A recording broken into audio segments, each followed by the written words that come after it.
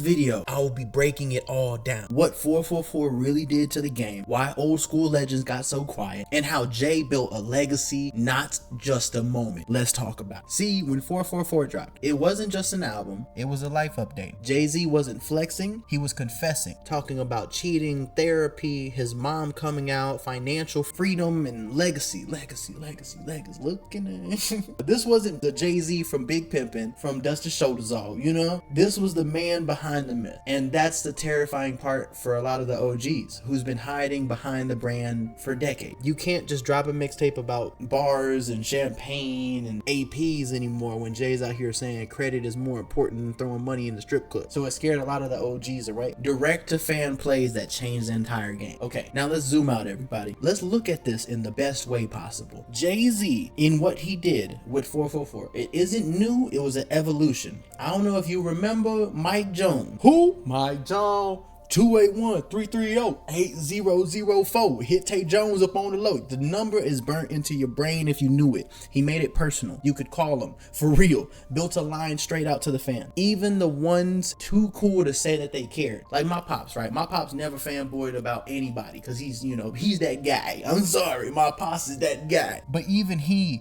knew the number through the music. When you're using the phone number in that way, it's what Joyner Lucas did on his first official album, I think it was, when he signed to Shady or whoever he signed to directly. But what Mike Jones did is really build a direct line to the actual fans, not the people that just listen to your music. No, the people that genuinely listen to every album you drop, no matter what. I'm one of those type of fans. For who? I'm gonna go ahead and tell you. Chance the Rapper. Chance came through in the 2010s and he built the most functional artist website we'd ever seen. Had tour dates, merchandise, email listing, had the music videos playing on the website. He made sure he can reach you directly with or without a label. Even if you change your number, your email will stay the same, or vice versa. These artists weren't just making music, they were building infrastructure. Jay-Z's gamble with Tidal. So Jay-Z pulled the biggest chess move of all of them, right? $56 million into Tidal just to buy into it, not even to have all of it. Then he dropped 444 exclusively on there for a month. No Apple, no Spotify, no leaks. And if you were a fan, like a true fan of hip-hop, not even of Jay-Z,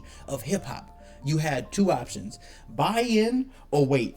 Me, I was 16, broke, living off SoundCloud and bootlegs. I was even using torrents back then, and I even bought Tidal because I'm that much of a hip-hop head back then. I was not, no, ain't no way you gonna listen to Jay-Z album 2 weeks before me. Ain't no way. And I still use it to this day. I still use Tidal. I know a lot of people make fun of me for it, but I love it. I love how they kind of blend music and the quality that I get, and the new artist.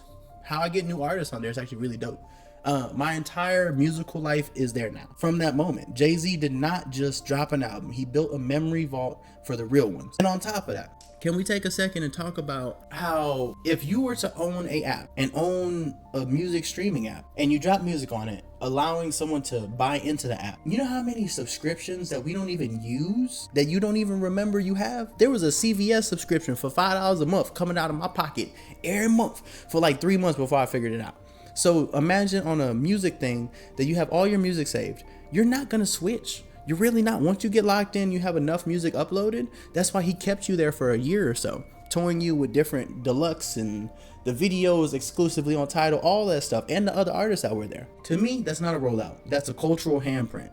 Not even a blueprint or thumbprint, a handprint. And that's why OG's rappers got scared. Now here's where it gets spicy. When the older rappers saw that, they all froze.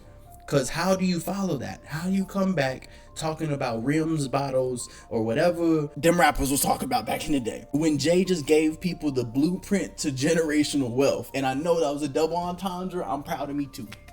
He made mature rap cool. He made vulnerability powerful. He made silence from legends feel like weakness. If you couldn't level up, you stayed quiet. That's why we didn't get legacy albums from certain names after that. I'm not gonna bring up who, but there's a lot of rappers that didn't start rapping until the past year or so because they were scared to look outdated, to show the cracks in the armor, to show that they couldn't go as deep as Jay-Z. Pause. And look, I get it. Not every rapper wants to go to therapy on wax, but Jay really showed that if you don't evolve, you'll get left behind. And that shook the game. Now let's bring this full circle. This is exactly why Drake thinks he can beat Kendrick, because even the greatest diss of all time, Ether, didn't kill Jay. He got hit and he leveled up. He dropped the Blueprint, he dropped the Black Album, he dropped 444, he kept dropping and dropping and dropping, and they were all good music. He turned his losses into legacy. Now Kendrick comes through with Not Like Us.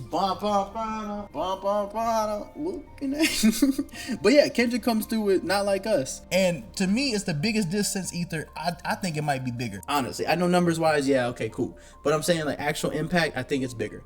And you know how Drake answers? He's in court, bro. See what I'm saying? Legacy wins, buzz fades. Jay-Z knew exactly that, and that's why 444 wasn't about streams, it was about seeds. Seeds that we still watch grow now. So here's the truth. 444 didn't age like wine. It made every other bottle in the cellar feel cheap at any time. It forced a conversation about growth, honesty, and ownership that the industry was not ready for, and still to this day, people are still ashamed to talk about. Jay-Z didn't scare the game by yelling, he scared the game by telling the truth. So now I gotta ask you, is 444 Jay-Z's greatest album or just the most important? Drop your takes in the comments. Let me know down there. I want to talk to you. Let me know what album made you rethink how you listen to rap.